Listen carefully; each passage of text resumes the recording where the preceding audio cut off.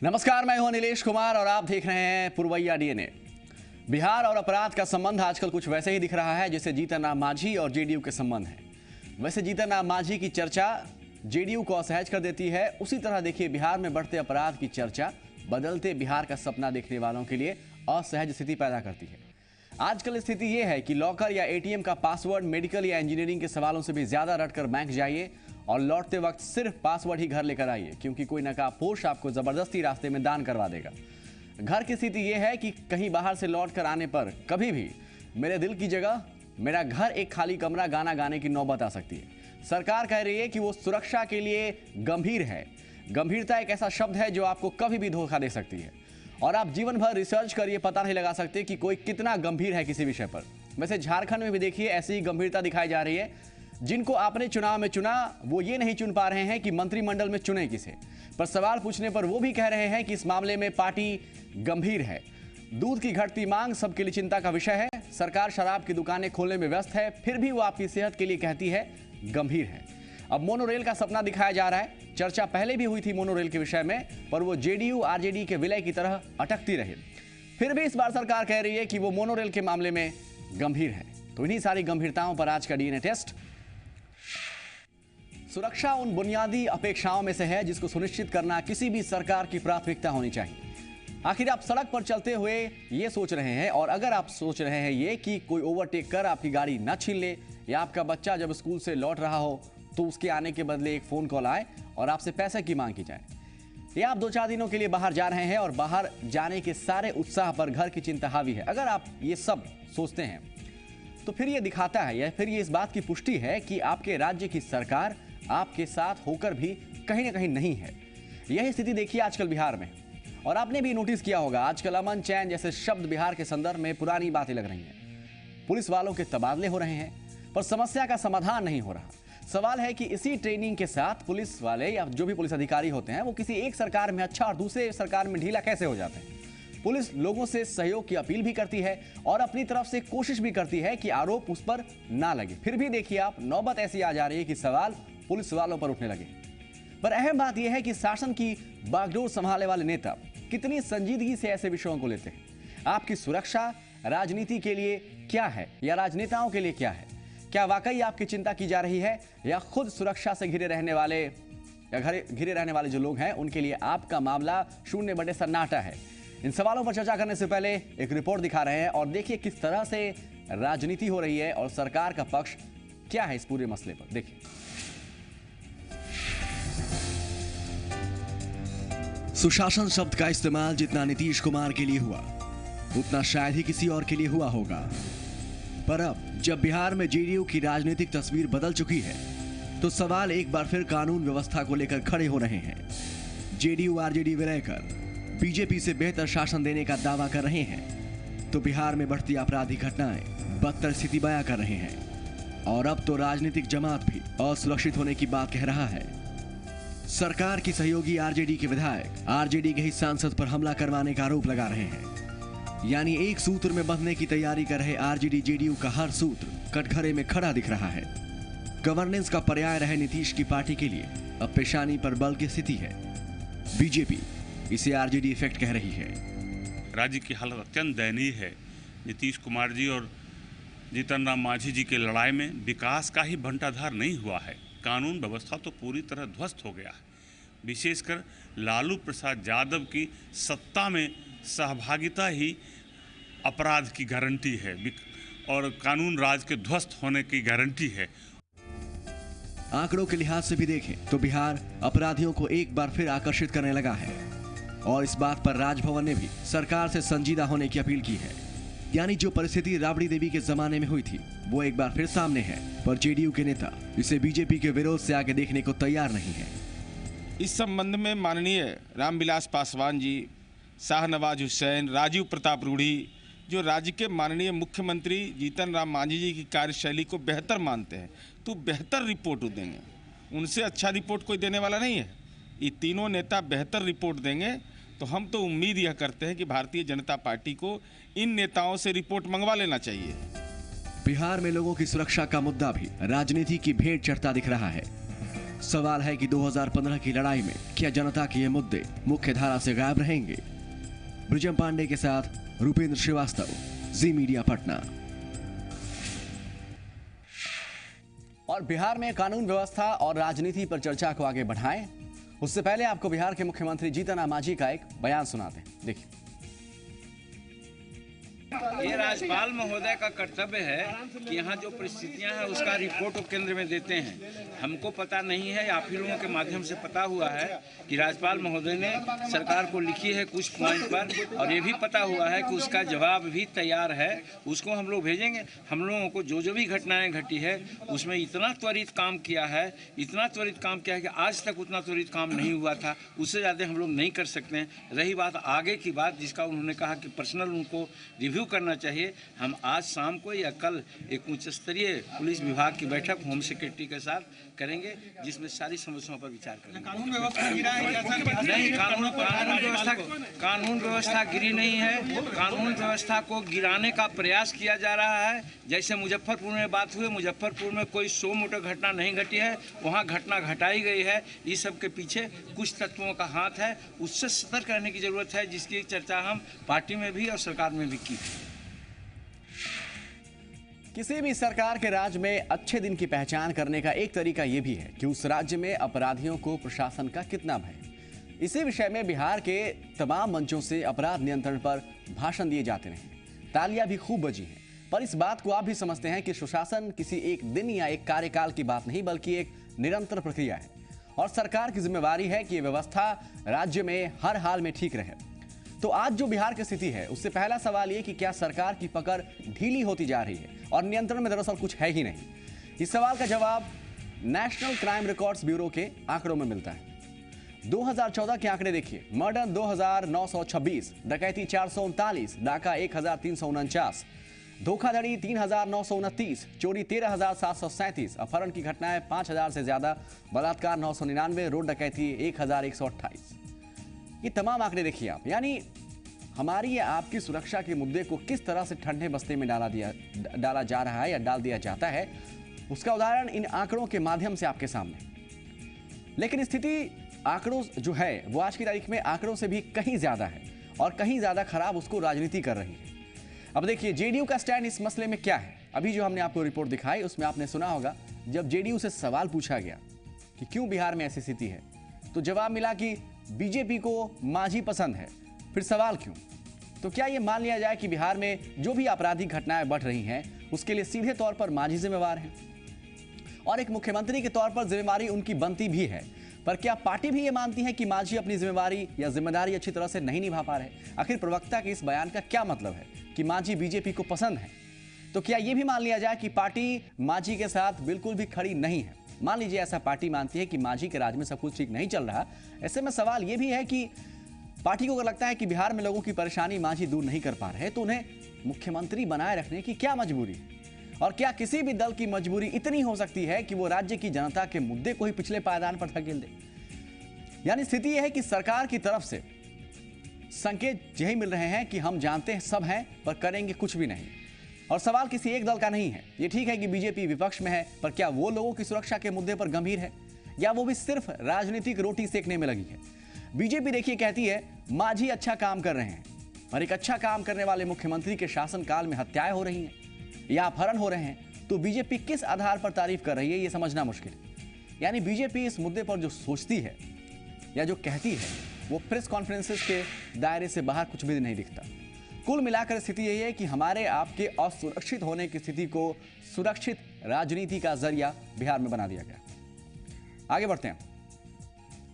झारखंड से खबर है कि झारखंड में रघुवर कैबिनेट के विस्तार की घोषणा जल्द हो सकती है। सूत्रों के हवाले से जो खबर है कि अभी पूरा कैबिनेट का विस्तार नहीं होगा, सिर्फ 4 लोगों को शपथ दिलाई जाएगी। मंत्री पद के लिए जिन 4 लोगों के नाम सामने आए हैं वो आपको दिखाना चाहेंगे।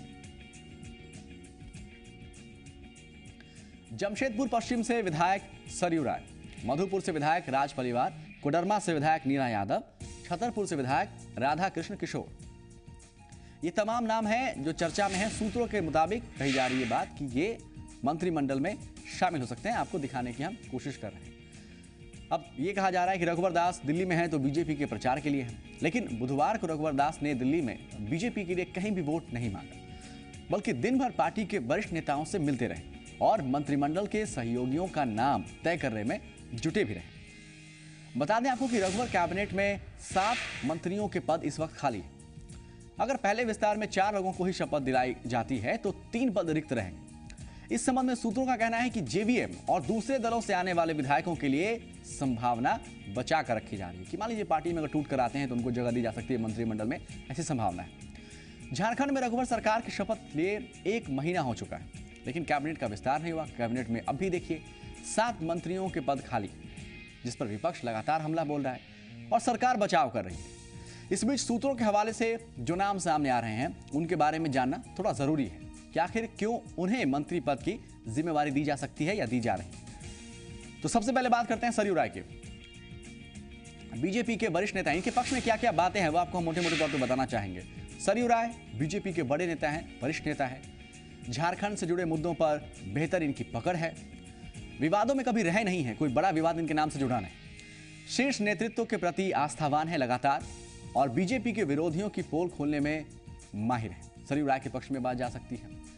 आगे एक और नाम सामने आ रहा है, राधा कृष्ण किशोर को भी मंत्रिमंडल में जगह मिल सकती है। क्या उनके पक्ष हैं, क्या उनके पक्ष में जो बातें हैं वो थोड़ा जानने की हम कोशिश करेंगे। पिछड़ा वर्ग से आते हैं, देखिए आप आर्थिक मामलों के जानकार भी हैं, गुणी हैं, पढ़े लिखे हैं, अनुभवी हैं।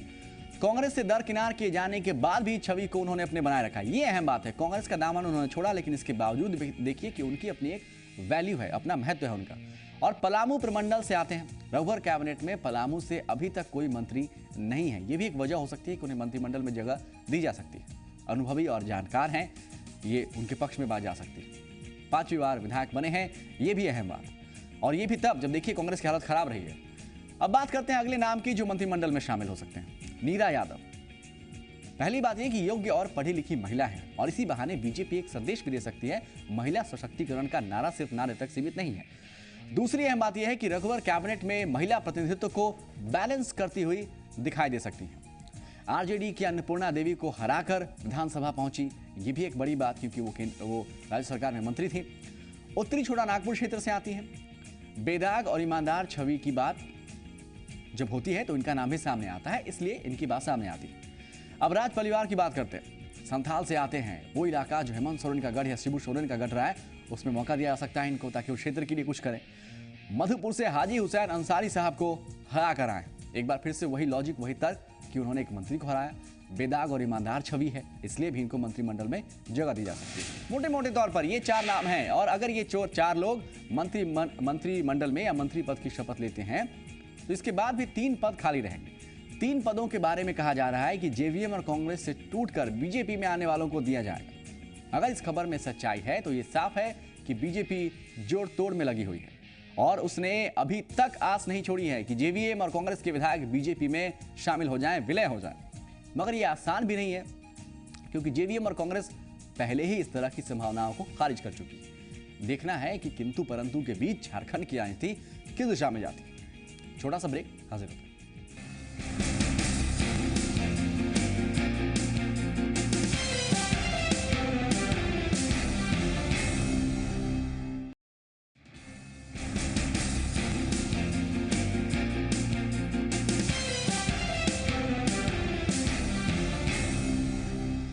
एक समय था, कहा जाता था देश में दूध की नदियां बहती, लेकिन बिहार में देखिए वक्त बदल रहा है। दूध की उपलब्धता लगातार घट रही है, जबकि इसके उल्टे शराब का उत्पादन और शराब पीने वालों की संख्या लगातार बढ़ रही है। एक सर्वे के मुताबिक बिहार में कुल आबादी का 18% शराब में मशगूल है, जिसमें 9.5% युवा है। शराब के सेवन से न सिर्फ लोगों का स्वास्थ्य खराब हो रहा है, बल्कि कई सामाजिक बुराइयों को भी जन्म मिल रहा है। बिहार में पीने वालों की बढ़ती संख्या और प्रति व्यक्ति दूध की घटती उत्पादकता पर अब सियासत भी शुरू हो गई। देखिए,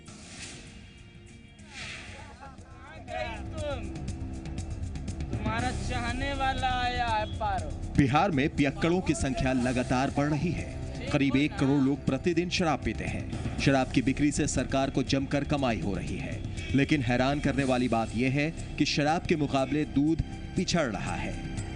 शराब का उत्पादन बढ़ रहा है, लेकिन दूध का घट रहा है। शराब सरकार को पैसे कमा कर दे रही है तो सरकार ने भी उसे बढ़ाने का फैसला कर लिया है। आज बिहार के 8,471 पंचायतों में 9,275 शराब की दुकानें हैं, यानी हर पंचायत में एक से ज्यादा शराब की दुकान। वहीं बिहार में दूध के मात्र 5,400 आउटलेट हैं, यानी लगभग 2 पंचायत पर दूध का एक आउटलेट है। बिहार में सुधा प्रतिदिन लगभग 13 लाख लीटर दूध जुटा पाती है, जबकि बिहार सरकार की रिपोर्ट कहती है कि राज्य में औसतन 81,66,890 लीटर देसी शराब की खपत होती है। 56,78,297 बियर की बोतलें एक दिन में बिहार वासी पी जाते हैं, जबकि भारत निर्मित विदेशी शराब की औसतन खपत 36,09,639 लीटर है। यानी बिहार में प्रतिदिन 2 करोड़ लीटर शराब की खपत है। बगल में नेपाल है, वहाँ दिन रात खुला हुआ है, ओपन मार्केट में बिकता है, आपका बॉर्डर इलाका सब पड़ता है। पश्चिम में उत्तर प्रदेश है, वहाँ भी शराब खुला हुआ है। बगल में झारखंड है, वहाँ भी शराब खुला हुआ है। आपके पूरब साइड में बंगाल है, वहाँ भी शराब का बिक्री होता है बड़े पैमाने पर। लेकिन जहाँ जैसे हरियाणा है, पंजाब है, दिल्ली है और सब स्टेट है, उससे बहुत हम पीछे हैं। वहाँ तो बहुत बड़े पैमाने पर बिक्री होती है। शराब की बढ़ती खपत से सरकार की आमदनी बढ़ रही है, क्योंकि आयातित और देश में निर्मित विदेशी शराब पर बिक्री के हर एक चरण पर 13.5% वैट बिहार सरकार वसूलती है। वहीं दूध पर कोई टैक्स नहीं लगता, लेकिन इसके बाद भी बिहार में प्रति व्यक्ति दूध की खपत शराब के मुकाबले साल दर साल घट रही है।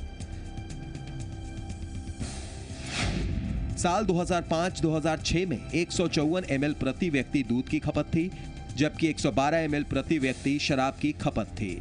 वर्ष 2007-8 में प्रति व्यक्ति 163 ml दूध की खपत थी, जबकि शराब की खपत 157 ml प्रति व्यक्ति हो गई। साल 2009-10 में दूध की खपत 170 ml प्रति व्यक्ति हो गई, जबकि शराब की खपत पहली बार दूध से बढ़कर ml ग्राम प्रति व्यक्ति हो गई। साल 2011-12 में दूध की खपत जहां 172 ml प्रति व्यक्ति थी, तो वहीं शराब की खपत 226 ml प्रति व्यक्ति हो गई। साल 2013-14 में दूध और शराब की खपत के बीच प्रति व्यक्ति 100 ml का फर्क आ गया। 175 ml दूध के मुकाबले 275 ml शराब की खपत बढ़ गई। शराब की बढ़ती खपत पर विपक्ष ने सरकार पर निशाना साधा है। नई शराब नीति की समीक्षा करनी चाहिए और एक नई एक्साइज लिकर पॉलिसी बननी चाहिए। हम पूर्णतया प्रतिबंध के पक्ष में नहीं हैं, क्योंकि शराब पर पूर्णतया प्रतिबंध लगाना यह व्यवहारिक तौर पर संभव नहीं है। लेकिन शराब की बढ़ती खपत ये समाज के लिए चिंताजनक स्थिति है। एक व्यक्ति को स्वस्थ रहने के लिए प्रतिदिन 300 ml दूध की जरूरत होती है और इसके साथ साथ उसे नशे से भी दूर रहना चाहिए। लेकिन बिहार में एक तरफ प्रति व्यक्ति दूध की उपलब्धता जरूरत से कम है, तो वहीं दूसरी तरफ शराब की खपत में साल दर साल इजाफा हो रहा है। इसके पीछे सरकार का तर्क है कि शराब से कमाई राशि का वो विकास कार्यों में खर्च कर रही है, लेकिन सवाल यह है कि समाज के पतन के नाम पर विकास के क्या मायने हैं। ब्रिजम पांडे, जी मीडिया, पटना। अगर आप पटना में रहते हैं और रोज रोज की जाम से परेशान हैं तो आपके लिए एक अच्छी खबर। बिहार सरकार मेट्रो और मोनो रेल सेवा शुरू कराने को लेकर गंभीर है। नगर विकास विभाग ने मेट्रो रेल सेवा को लेकर पटना में इन्वेस्टर मीट का आयोजन किया। इसमें 40 कंपनियों ने हिस्सा लिया। पटना में शुरुआती दौर में 2 रूटों पर मेट्रो रेल सेवा की शुरुआत की जाएगी। 28 किलोमीटर लंबी मेट्रो रेल लाइन बिछाने में लगभग 12,000 करोड़ रुपए खर्च आएंगे।